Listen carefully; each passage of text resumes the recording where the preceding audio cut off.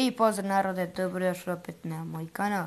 I danas ću vam pokazati jednu stvar na YouTube-u.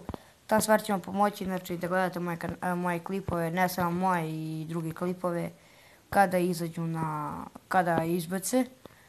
Ući ćemo na YouTube. Nadam se da ovo snimam. Biće malo bagalo zato što idem na YouTube. Znači, mnogo bagalo. Evo, sada mi se učita nešto. Pa ja ću vam pokažem, znači, uđete na moj kanal.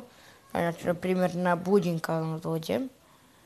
Dobrodošli prijatelji, dobrodošli drugari. Kao što možete da vidite, mi smo u izdanju... Ja se izvinjavam.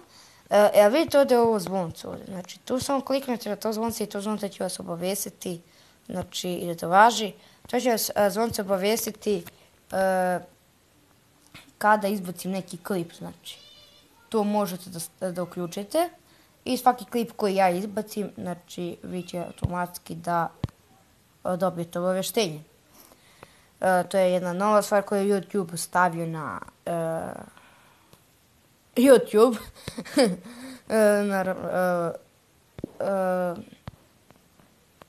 Znači, nova YouTube stvar koju su bacili.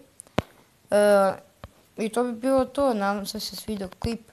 Vi u komentarima napišete kako vam se čini moje klipove, da li vam se sviđa.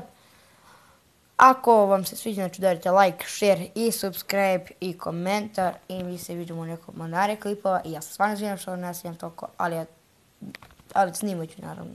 Ako jednom dana snimam, znači da nisam prestao, snimat ću i dalje, znači rekao sam da ću biti aktivan.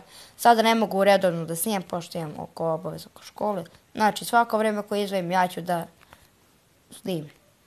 I mi se vidimo u narodnom klipu nekom tamo. Pozdrav!